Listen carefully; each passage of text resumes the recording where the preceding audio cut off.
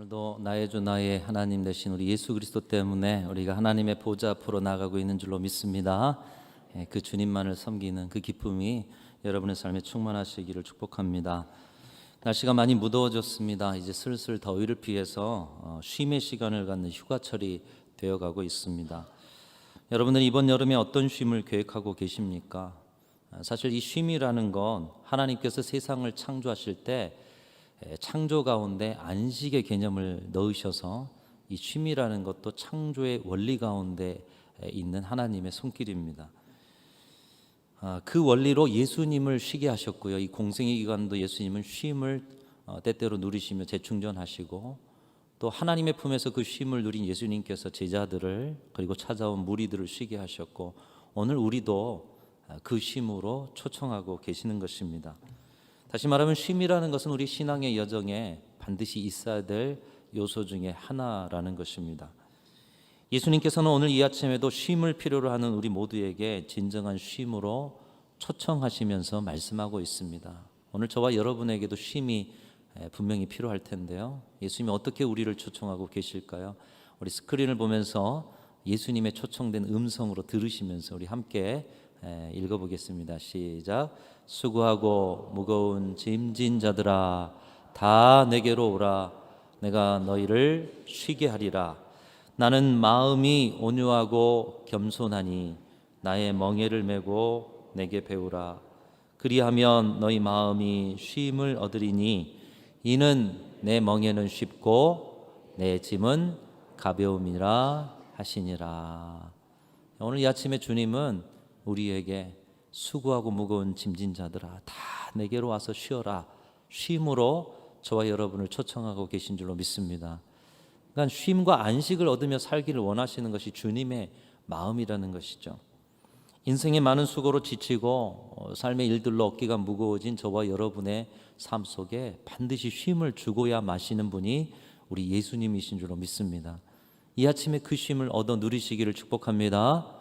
반드시 주님이 주신 쉼을 누리면서 사시는, 특별히 이번 여름 휴가라고 하고 쉼이 필요한 기간에 주님이 주신 쉼을 누리시는 우리 순천중앙교회와 성도들이 다 되시기를 축복합니다. 예수님께서 마태복음 11장 28절의 말씀을 통해 우리에게 쉼으로 초청하시면서 우리 가운데 있는 쉼에 대한 잘못된 오해 두 가지를 해결하기를 원하십니다. 이 말씀에 보면, 방금 여러분이 읽은 말씀에 보면 우리가 가진 쉼의 두 가지 오해를 해결하라고 말씀하고 있어요. 첫 번째로는 우리 신앙인에게는 쉼이 필요 없다라고 생각하시는 분들이 있습니다. 주님께서 우리에게 계속해서 힘을 공급해 주시는데 무슨 쉼이 따로 있느냐? 성령에 충만하고 오늘도 하나님이 주시는 대로 충만하다라면, 사명에 불타는 자들이라면 쉼이 왜 필요해? 하나님이 지금도 공급해 주시는데, 이렇게 생각하시는 분들이 계셔요. 그러나 이것은 하나님의 질서를 잘 알지 못해서 생겨난 오해입니다. 하나님께서는 우리를 멈추지 않는 기관차처럼 사용하시는 분이 아니시라는 것이에요. 하나님은 우리에게 탈진을 요구하시는 분이 아니시라는 것입니다.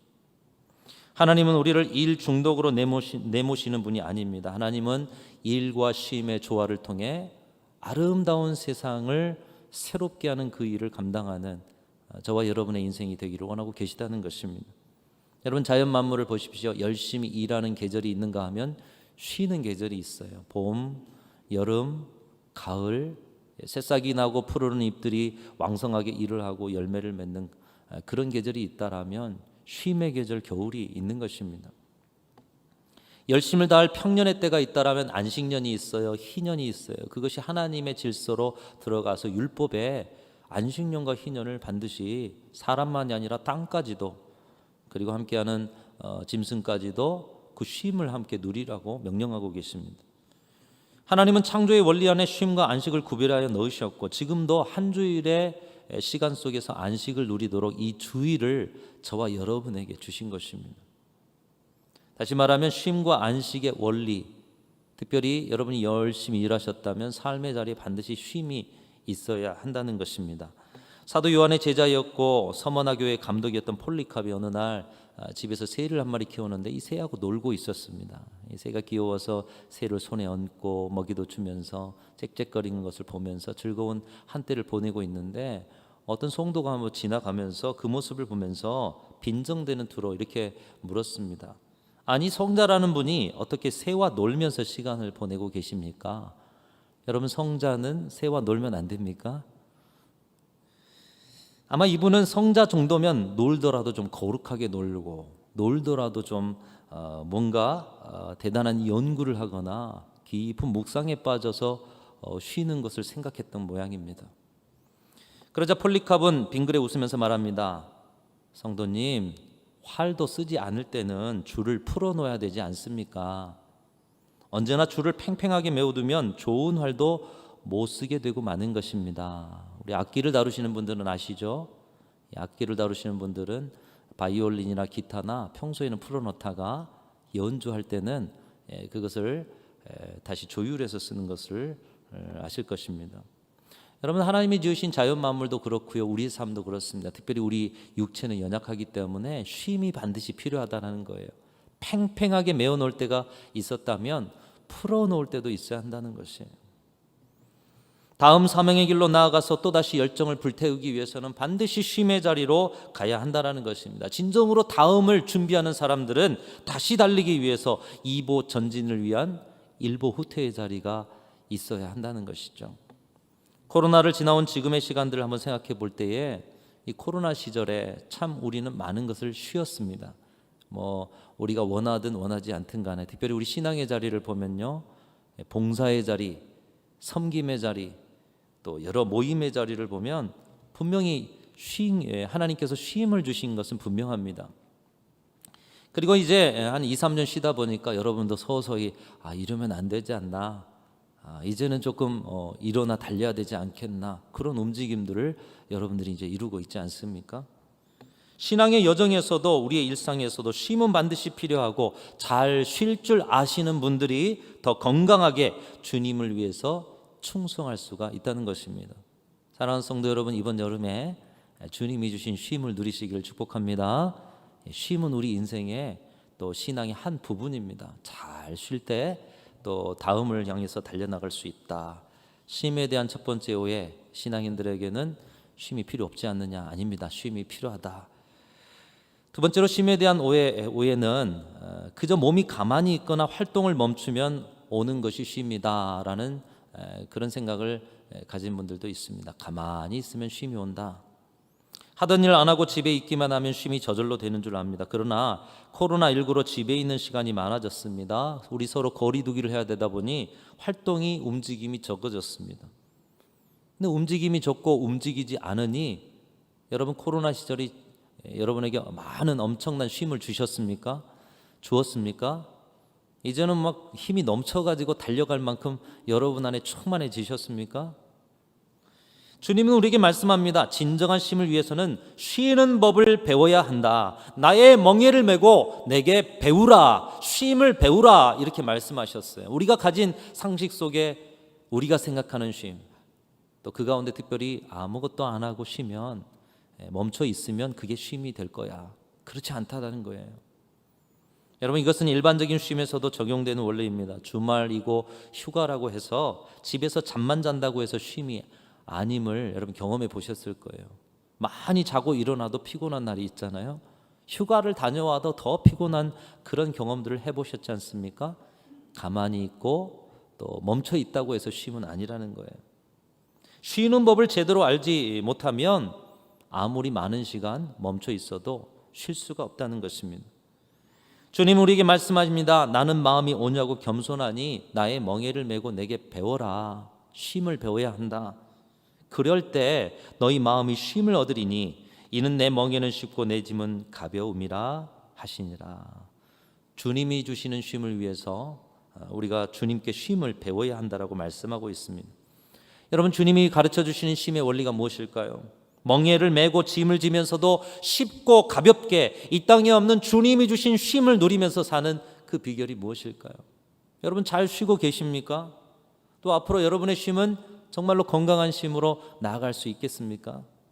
오늘 말씀 속에서 엘리야에게 주셨던 쉼을 통해서 우리 믿는 자들에게 주시는 이 쉼의 원리 세 가지를 주님께서 우리에게 가르쳐주고 계십니다.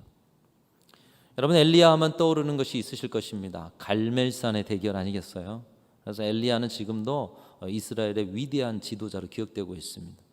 850명의 이방인 거짓 선지자, 우상 숭배자들과 850대 1로 겨루어 이긴 사람. 당시에 이 우상 숭배를 온 나라 전역에 퍼뜨리는 아합 왕과 이세벨 앞에서, 떠는 칼 앞에서 자기의 생명 내놓고 하나님 살아계심을 전파했던 선지자가 바로 엘리야 선지자였습니다. 그러나 그 일 이후에 아합 왕이 하나님 앞에 넙죽 엎드려 회개하기보다는 오히려 이 일로 상황이 악화되었어요. 엘리야를 죽이려고 하는 자들이 일어나게 된 것입니다.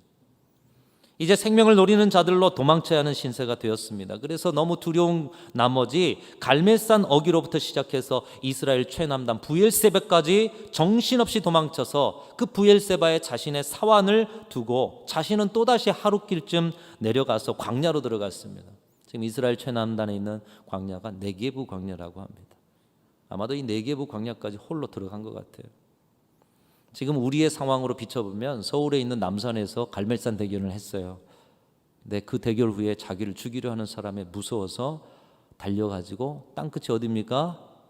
해남까지 도망간 거예요. 그리고 해남에 자기 사환을 거기 두고 자기는 또다시 바닷가 어디 보이지도 않는 섬에 들어가 버린 것처럼 엘리야가 그렇게 광야로 나아가게 되었다는 것입니다. 거기에서 한 로뎀나무 아래에 털썩 주저앉습니다. 몸도 마음도 지친 그는 더 이상 아무것도 할 수 없는 탈진의 상태, 너무나 힘겨운 나머지 자신의 상황에 대해서 하나님 차라리 저를 데려가십시오, 이렇게까지 토로하는 상황에 급기야 오늘 본문에서는 실신하듯 잠들어 누워버리는 그런 모습을 보여주고 있습니다. 바로 이때 하나님께서 엘리야에게 쉼과 회복을 주고 계십니다. 쓰러져 있는 엘리야에게 천사를 보내시는데요. 어느 정도 잠을 잤을까요? 천사는 그를 어루만지면서 부드럽게 그의 잠을 깨워서 이야기합니다. 일어나 먹으라, 일어나 먹으라. 주변을 보니 머리맡에 숯불에 구운 떡이 있고 물 한 병이 있어요. 그것을 정신없이 허겁지겁 먹었던 것 같아요. 도망쳐 나오면서 그 먼 거리를 갔다가 도망치면서 먹을 생각도 않은 채 광야로 나아갔던, 그래서 쓰러졌는데 먹을 게 있어요. 누구인지 확인도 할 여유가 없이 먹는 그대로 또다시 누워 잠들어 버렸습니다. 지금 엘리야가 얼마나 쉼이 필요하고 많이 힘겨운 상황인지를 보여주고 있습니다. 또 얼마나 지났을까 또다시 천사가 누워 자는 엘리야 곁에 옵니다. 그리고 엘리야를 어루만지면서 부드럽게 그의 잠을 깨워서 이야기합니다. 일어나 먹으라. 내가 갈 길을 다 가지 못할까 하노라. 그의 인생이 여기에서 끝이 아니라 다시 가야 할 길이 있다라는 것을 우리 천사가 가르쳐 준 것이죠. 꼭 탈진과 시리에 빠진 자녀에게 찾아가서 온몸을 주무릅니다. 육신의 힘을 돋게 합니다. 그리고 맛있는 밥을 차려서 먹입니다. 따뜻한 밥을 먹이고 계속해서 희망적인 이야기로 자녀에게 힘을 돕는 우리 사랑의 부모님의 모습, 친한 친구의 모습, 또 사랑의 연인의 모습, 어릴 적 할머니의 약손처럼 엘리야의 육체에 힘을 북돋는 이 천사의 손길을 통해서 우리 하나님께서 엘리야의 육체에 기력을 더하시는 모습을 보게 된다는 것이에요. 여기에서 주님이 가르쳐 주시는 첫 번째 쉼과 안식의 원리가 있습니다. 하나님은 우리의 육체의 쉼을 통해서 우리의 육체가 강건하기를 원하신다라는 것이에요. 여러분, 때로 우리의 육체를 구별해서 힘들지만 금식 기도도 하시고 또 여러 훈련도 해야 되겠지만 하나님은 우리의 육체가 강건하기를 원하신다는 거예요. 하나님께서는 잘 먹고 잘 자고 누군가 곁에서 챙겨주는 따뜻한 식탁과 부드러운 섬김을 통해서 육체가 회복되는 쉼을 주기를 원하신다는 사실을 말씀을 통해서 가르쳐주고 계십니다. 우리가 무엇을 하든지 육체가 건강하지 않으면 마음이 편치 않습니다. 아무리 주님을 위해서 달려가도요, 육체가 건강하지 않으면 마음이 편치 않아요. 우리의 건강을 돌보기 위한 쉼이 하나님이 주신 쉼의 첫 번째 원리라는 것을 보여주고 있습니다. 사랑하는 성도 여러분, 저와 여러분 모두가 육체적으로 강건하시기를 주님의 이름으로 축복합니다. 특별히 이번 여름에 여러분 다른 것보다 먼저 여러분의 기력을 돕는 그런 시간을 구별하십시오. 건강해야 주님의 일도 감당할 수 있지 않겠습니까? 곧 건강관리가 신앙관리요, 건강관리가 영성관리라는 것입니다. 저와 여러분의 육체가 쉼과 회복을 얻는 그래서 이 여름에 다시 그 기력을 얻어서 그 사명의 자리까지 나아가는 우리 모든 성도들이 다 되실 수 있기를 주님의 이름으로 축복합니다. 두 번째로 주님이 주시는 쉼과 안식의 원리는 무엇이냐? 이 천사를 통해서 엘리야의 육체의 힘을 도우신 하나님께서는 이제 로뎀나무 아래에서 누워 자던 엘리야를 깨우십니다. 그리고 40주 40야를 가게 하셔서 호렙산에 이르게 하셨어요. 호렙산 동굴로 들어가게 하시고 그곳에서 엘리야에게 임하셔서 말씀합니다. 엘리야야, 네가 어찌하여 여기 있느냐? 네가 어찌하여 여기 있느냐? 네가 있어야 될 것은 그 갈멜산의 승리의 자리, 예루살렘과 지금 아합 왕 앞에서 하나님의 살아계심을 전해야 될 것 아니냐? 엘리야야, 네가 어찌하여 이 남방 이 네게부 광야까지 왔느냐? 주님 물으시는 거예요. 그러자 엘리야가 대답을 하죠. 오늘 우리가 읽은 말씀 속에 나와 있고요, 14절에도 나와 있지만 10절에도 똑같이 나와 있습니다. 우리 10절 말씀 같이 읽어보면서 엘리야가 하나님 앞에 어떻게 대답했는가, 그의 말 속에 있는 그의 생각을 한번 보시면서 한번 읽습니다. 10절 시작. 내가 만군의 하나님 여호와께 열심히 유별하오니 이는 이스라엘 자손이 주의 언약을 버리고 주의 제단을 헐며 칼로 주의 선지자들을 죽였으며 오직 나만 남았거늘 그들이 내 생명을 찾아 빼앗으려 하나이다. 지금 이게 엘리야의 말이에요. 네가 어찌해서 여기 있냐? 하나님 나만 남았어요. 이제 나도 죽이려고 해요. 하나님 나 홀로예요. 이것이 지금 엘리야의 생각입니다. 그런 엘리야의 대답에 하나님은 어떤 말씀도 하지 않으시고 동길 어귀에서 호렙산을, 저 산을 바라봐라 하면서 하나님이 그 앞을 지나가시는데 산이 흔들립니다. 지진이 일어납니다. 바위가 터지도록 하는 강한 바람이 불어나게 하시고 큰 불이 일어나게 하시면서 그 기적의 현장에 베푸신 현상 말고는 하나님의 모습을 보여주지 않습니다. 그래서 오늘 말씀도 읽어보면 여호와께서 계시지 아니하며, 지진 속에서도 계시지 않아요. 바람 속에서도 계시지 않아요. 불꽃 가운데도 계시지 않아요. 그런데 그런 현상이 나타나는 거예요. 하나님의 말씀만 있으신데. 일 후에 또다시 하나님의 음성이 그에게 들리는데 엄청난 바람과 지진과 불꽃과는 달리 하나님의 음성은 아주 세미하게 그에게 들려집니다. 작은 소리 속에서도 엄청난 역사를 만드시는 하나님을 보여주고 계시는 거죠. 엘리야야, 네가 어찌해서 여기 있느냐? 네가 있어야 할 자리가 여기 아니지 않느냐? 그런데 엘리야의 대답은 10절에서 여러분이 읽으신 10절에서 했던 것과 똑같이 14절에서도 글자 하나 틀리지 않고 똑같이 말하고 있습니다. 말은 곧 생각 아닙니까? 그의 생각이 변화가 없어요. 바람을 일으키시고 지진과 불꽃을 주장하시는 하나님의 역사를 보고서도 생각은 여전히 똑같습니다. 하나님, 저는 혼자예요. 그들이 저를 죽이려고 해요. 저마저 죽이려고 해요. 홀로 어떻게 할 수 없어요. 그래 도망쳤어요.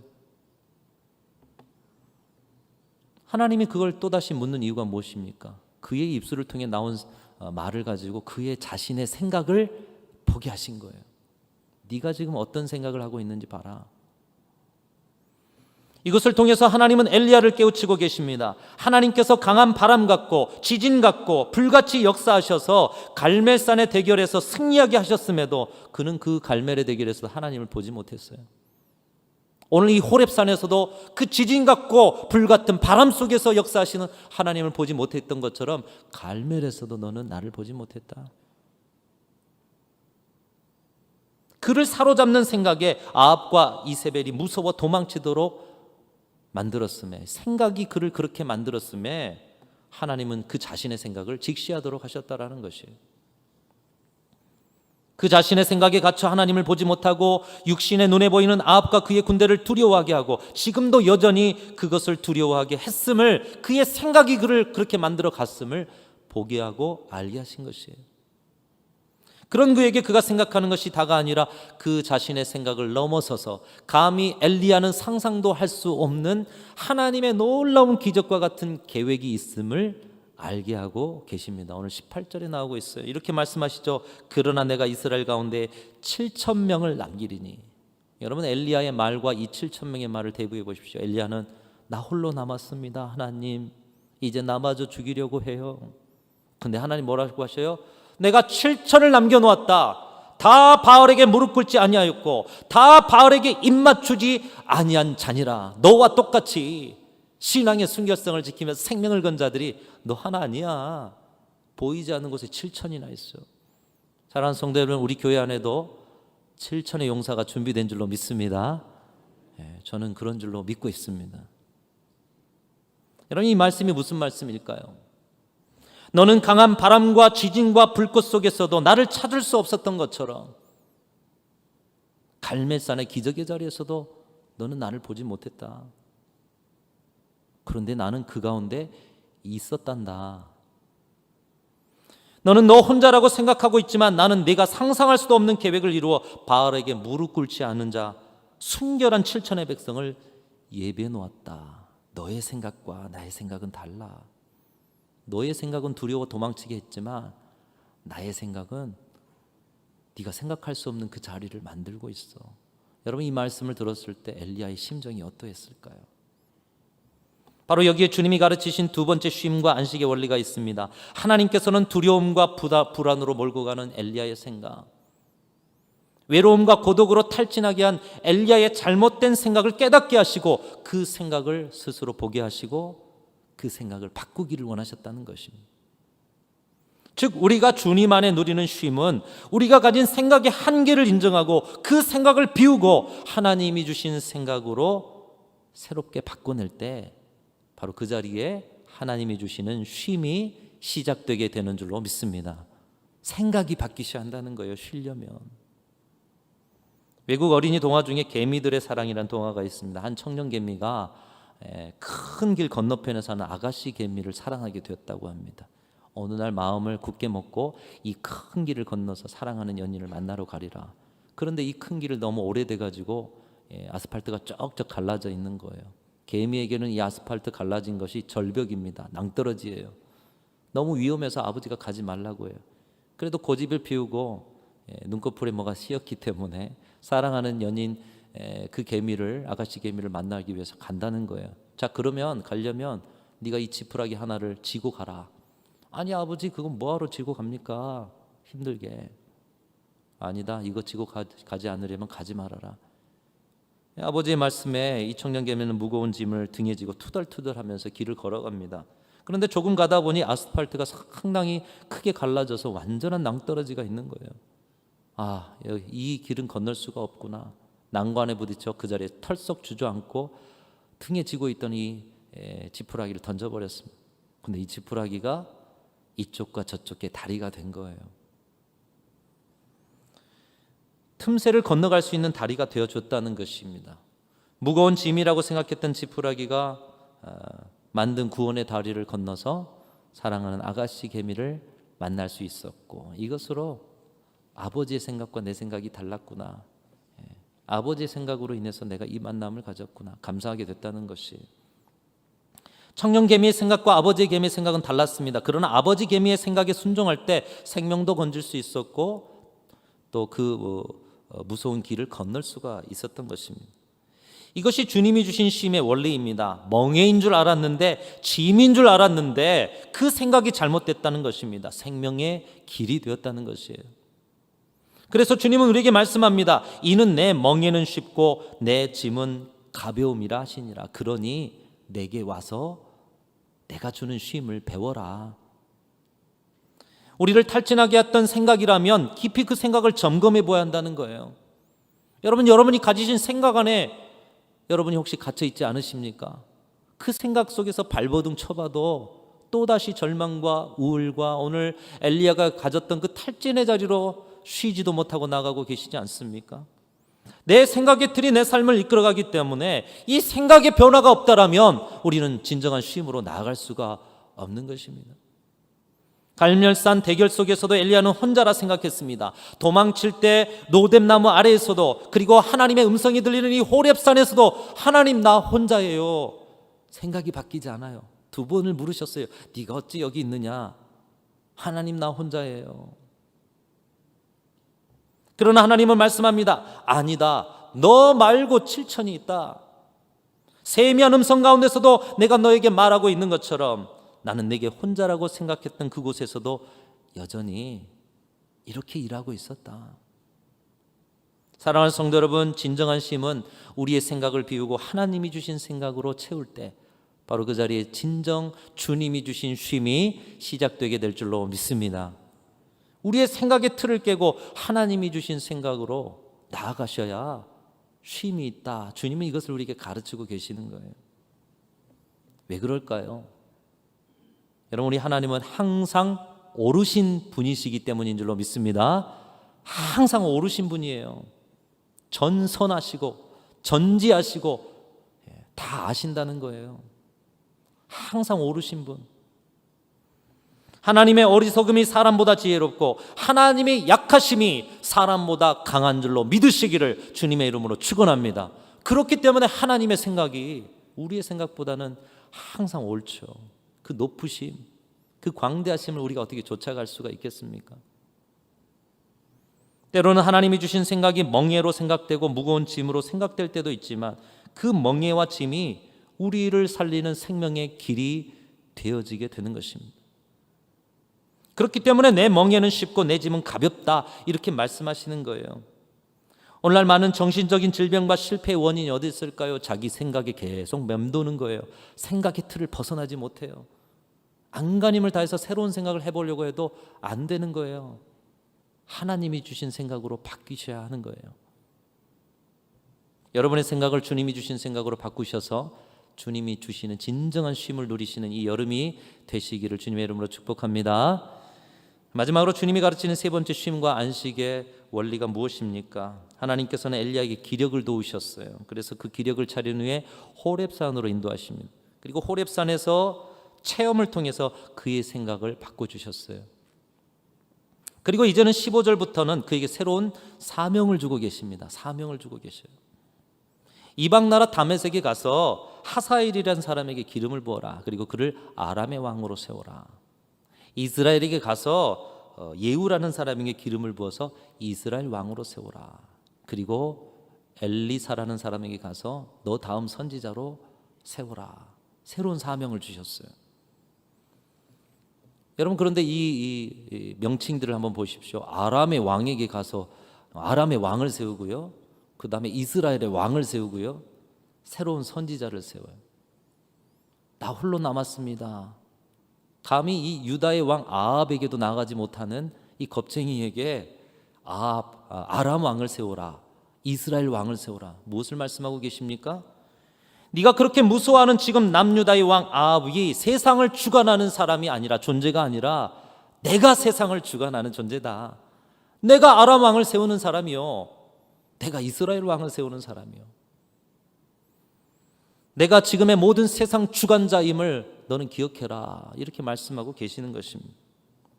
다시 말하면 그 세상 주관자가 너를 향한 계획을 가지고 있단다.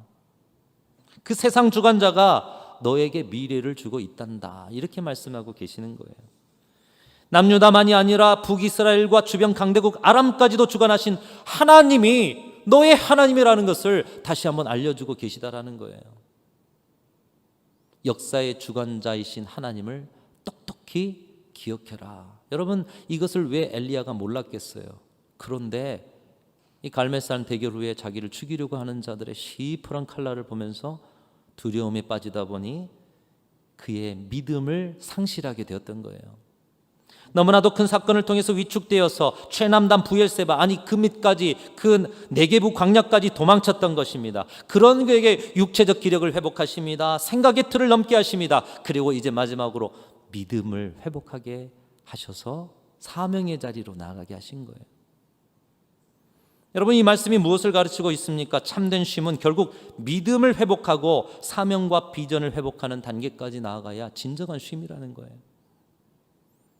육체적 기력을 회복하지만 믿음이 없으면 다시 무너질 것입니다. 아니, 무너지지 않아도 그 육체적 기력으로 하나님 원하시지 않는 자리를 가는데 그 육체적 기력 회복이 무슨 소용이 있습니까? 믿음을 회복해야 한다는 거예요. 생각을 새롭게 바꾸시지만 믿음이 없으면 또다시 하나님이 주시지 않은 생각으로 머릿속이 가득 차게 될 것이에요. 결국 우리 하나님의 백성들은 우리의 믿음을 점검하고 믿음을 회복할 때 그곳에서 진정한 쉼을 얻고 힘을 얻어서 하나님이 주신 새로운 사명의 길로 나아가게 된다는 거예요. 다시 일어서서 주님을 위해서 달리게 된다는 거예요. 뭘 회복할 때요? 믿음을 회복할 때. 사랑하는 성도 여러분, 이번 여름이 여러분에게 쉼과 회복의 시간들이 되실 수 있기를 간절히 소망합니다. 주님은 탈진에 쓰러진 엘리야를 로뎀 나무 아래에서라도 육체에 기력 주시고 또 생각을 바꾸시고 그리고 믿음을 회복시키셔서 새로운 사명의 길로 인도하셨고 오늘 우리에게도 그 쉼을 주고자 이 아침에 말씀하고 계십니다.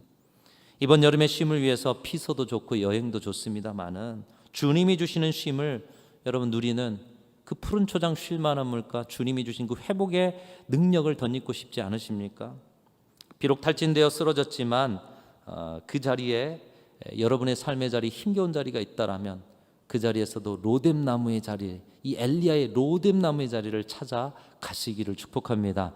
그리고 그 자리에서 여러분의 건강을 회복시키시고요, 생각을 새롭게 하시고요, 그리고 무엇보다 믿음을 회복시키셔서 하나님 주신 사명의 길로 나아가게 하시는 주님이 주신 쉼, 이 쉼을 얻어 누리시는 우리 순천종안교회와 모든 성도들이 다 되시기를 주님의 이름으로 축원합니다.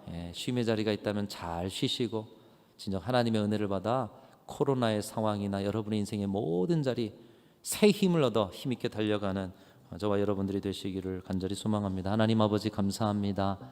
진정 주님이 주신 쉼을 누리고자 합니다. 저희들은 어디서고 쉬는 방법조차 모르고 세상 사람들이 하는 쉼이 다인 것냥 그렇게 살아왔습니다. 쉼에 대한 잘못된 오해를 버리고 오늘 이 세 가지 비결로 육체를 회복하고 생각을 회복하고 그리고 믿음을 회복하여 다시 사명의 자리로 달려가는 이 여름이 되게 하여 주시옵소서. 순천중앙교회와 교회에 속한 모든 성도들에게 회복의 역사를 더하여 주시옵소서. 우리 구주 예수 그리스도 이름으로 간절히 기도하옵나이다. 아멘.